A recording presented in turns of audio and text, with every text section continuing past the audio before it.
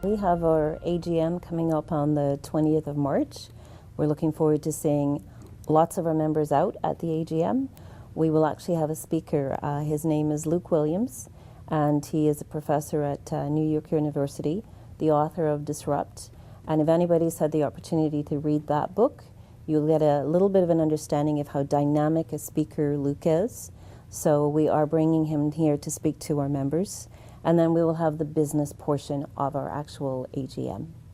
Last year at the AGM, you will remember that we brought as a resolution the ability for the board of directors to suspend a member if they were involved in fraudulent activity, deceit, criminal activity, or conduct unbecoming. And the membership at the AGM that were there, 73% of them actually supported us having that ability, but it needed 75%. The reason behind it is you have to remember the consumer and our fellow members who are asking us to do this. This is something that the public would anticipate or expect that we would have the ability to do it, and we don't have the ability to do this. So, for example, we had a former member last year that was convicted of stealing $160,000 from the Strata Corporation.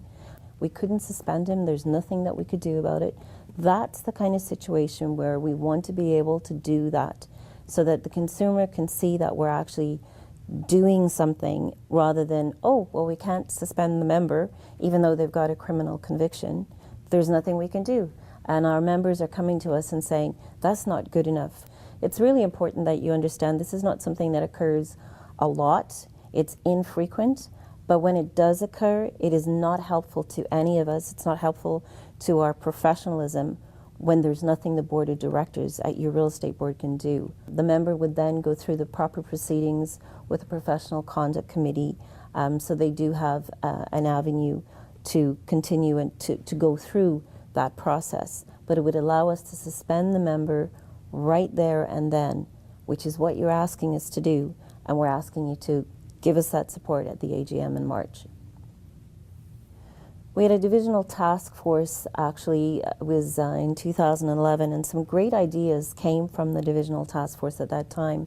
One of the things that we've actually already seen that has come to pass, we brought a resolution at the AGM about changing the name of a president of a division to a chair of a division, which did pass. So another resolution that's come from that task force, it's got two small components to it. One is actually to change the name of the divisions to areas. The feedback was that division sounds quite divisive, and they are areas. It's not going to impact what these divisions or areas are currently doing, which is involving providing services to our members. That's not changing. All we're doing is changing the name. And then to remove the name division from the commercial division and just call it commercial. That's what we're asking for your support for. A transformative education program has now been in place since November of last year. And with that come a bunch of new courses, and there will be future courses. As part of our quality program here at the Real Estate Board, we want to be able to measure so that we can see that something's actually working. We need to know if this program is giving our members what they need, helping them be more professional, giving them the knowledge that they need to be the best that they can be. So this is going to be an ongoing conversation that we will have at the Board of Directors table, asking, getting feedback, knowing that these measurements are ongoing. We need a different MLS system, something different than we've currently got for our members. And as part of that process, we've involved members in focus groups, in conversations, in meetings to decide where are we going to go from here with a new system. And we're now in a position where we have two possible contenders. Your directors are very aware of the risk involved in changing a system and what needs to be in place, in making sure that there is a change management in place so that they have the benefit of a program that works really well and helps them do their job, but also the transition for them from our old system to the new system is going to be as painless as we can possibly make it for them.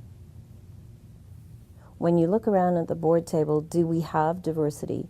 There may be diversity of thought, but it's not to the level that we need it to be. Most of the people in the room are over 55, if not over, in some cases over 60.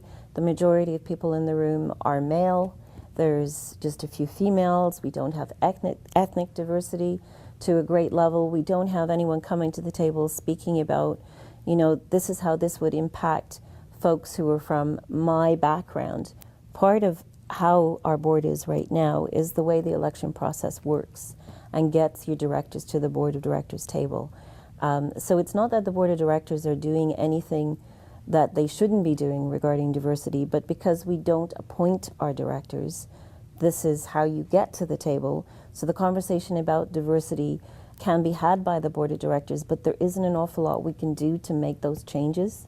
But we need to be aware about our lack of diversity and what we need to do going into the future.